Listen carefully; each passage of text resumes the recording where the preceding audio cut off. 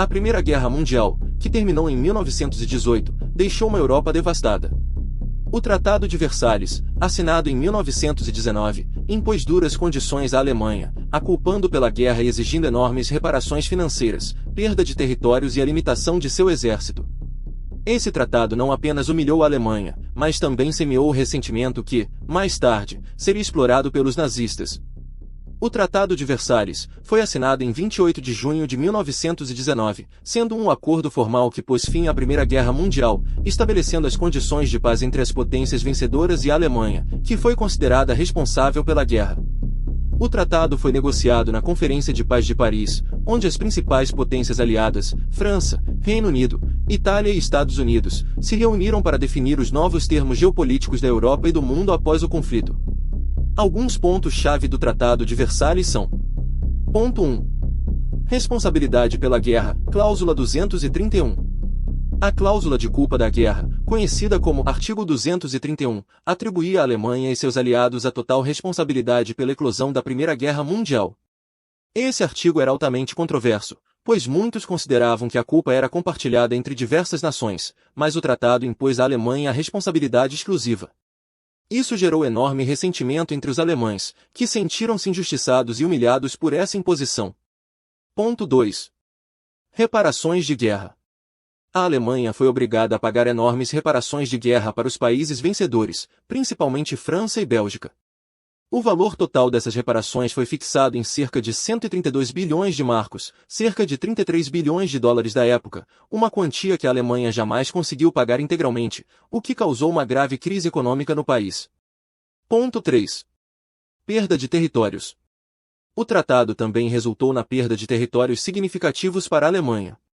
O território da Alsácia-Lorena foi devolvido à França, uma região que a Alemanha havia anexado em 1871 após a Guerra Franco-Prussiana. A então Áustria-Hungria e o Império Otomano foram desmembrados, e várias de suas antigas colônias passaram a ser mandatos sob o controle de potências vencedoras, como o Reino Unido e França. Já a Polônia foi reconstituída como um novo estado independente e recebeu territórios da Alemanha, incluindo a região da Posnânia e a Pomerânia. O território de Danzig, atualmente Gdansk, foi declarado um corredor livre sob a administração da Liga das Nações, isolando a Prússia Oriental do restante da Alemanha. Ponto 4. Redução do exército alemão. O tratado impôs severas restrições ao poder militar da Alemanha, tais como: o tamanho do exército foi limitado a 100.000 soldados, sem conscrição obrigatória. A sua aviação militar e os submarinos foram proibidos e a marinha foi limitada a apenas 6 navios de guerra, sem possibilidade de construção de novos navios de guerra. Essas limitações militares foram vistas pelos alemães como humilhantes e contribuíram para o sentimento de vulnerabilidade e injustiça no país. Ponto 5. Criação da Liga das Nações. O Tratado de Versalhes estabeleceu a Liga das Nações, uma organização internacional que tinha o objetivo de promover a paz e a cooperação entre as nações para evitar futuros conflitos. No entanto, a Alemanha foi inicialmente excluída da Liga e só foi admitida em 1926. Além disso, a Liga foi enfraquecida pela recusa dos Estados Unidos de aderir a ela, o que comprometeu sua eficácia na manutenção da paz mundial. 6 implicações para a Alemanha e o mundo. Embora o Tratado de Versalhes tenha sido visto pelas potências vencedoras como uma forma de evitar novas guerras, ele gerou profundo descontentamento na Alemanha. O peso das reparações financeiras, a humilhação causada pela cláusula de culpa e as perdas territoriais criaram um clima de insatisfação e revolta, que foi explorado por Adolf Hitler e pelo Partido Nazista nos anos seguintes, alimentando o nacionalismo extremo e o desejo de revanche. O tratado também não conseguiu lidar de forma eficaz com as tensões econômicas e políticas que surgiram após a Primeira Guerra Mundial. A crise econômica global de 1929, por exemplo, fez com que muitos países ficassem ainda mais instáveis e vulneráveis a ideologias radicais. Os anos seguintes foram marcados por uma crise econômica global, a Grande Depressão de 1929, que afetou gravemente a Alemanha e outros países europeus, ampliando o descontentamento popular. Esse cenário favoreceu o crescimento de movimentos extremistas, como o Partido Nazista liderado por Adolf Hitler. A ascensão do nazismo e o expansionismo alemão. Em 1933, Hitler chega ao poder, prometendo restaurar a grandeza da Alemanha e reverter as humilhações impostas pelo Tratado de Versalhes. Sob sua liderança, o Partido Nazista adota uma política agressiva de expansão territorial e começa a violar as cláusulas do tratado, rearmando a Alemanha e reivindicando territórios perdidos. Em 1936, Hitler remilitariza a Renânia, uma região desmilitarizada pelo Tratado de Versalhes. Em 1938, a Alemanha anexa a Áustria na chamada Anexação da Áustria ou Anschluss. Pouco depois, Hitler exige a região dos Sudetos, na Tchecoslováquia, sob a alegação de que havia uma grande população de etnia alemã. Esse expansionismo não encontra resistência significativa das potências europeias. Em 1938, o Acordo de Munique é assinado, no qual Reino Unido, França, Itália e Alemanha concordam em ceder os Sudetos à Alemanha, na esperança de evitar uma guerra. Esse acordo ficou conhecido como apaziguamento, mas acabou sendo um grande erro, pois encorajou Hitler a seguir com suas ambições. Internamente na Alemanha, o Partido Nazista, que surgiu na década de 1920, começou a ganhar apoio popular.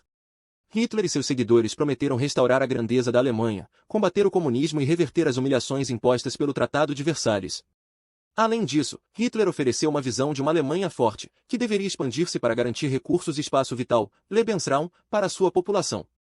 Já os nazistas, por outro lado, promoveram uma ideologia radical de supremacia racial e antissemitismo, culpando os judeus e outros grupos pelas dificuldades da Alemanha. O Partido Nazista usou propaganda eficaz, discursos inflamados e uma rede de militantes, como as SS e SA, para criar um clima de medo e insegurança, enquanto promoviam uma visão de unidade nacional e recuperação. Em 1933, Adolf Hitler foi nomeado chanceler da Alemanha, e rapidamente estabeleceu uma ditadura. O governo nazista foi totalitário, controlando todos os aspectos da sociedade, da economia à cultura, e promovendo um culto à personalidade em torno de Hitler. Por outro lado, o expansionismo alemão foi uma das principais políticas do regime nazista e estava diretamente ligado à visão de Hitler sobre a necessidade de espaço vital, ou a chamada de Lebensraum, especialmente no leste europeu. Hitler acreditava que a Alemanha deveria expandir suas fronteiras para garantir o crescimento populacional e o acesso a recursos naturais. Esse expansionismo também estava ligado ao desejo de criar um império ariano e à busca por uma ordem racial que excluísse e subjugasse outros povos. Em suma, as principais etapas do expansionismo alemão foram: a remilitarização da Renânia, a anexação da Áustria, o Acordo de Munique e a crise dos Sudetos, a invasão da Tchecoslováquia, o Pacto Molotov-Ribbentrop e a invasão da Polônia.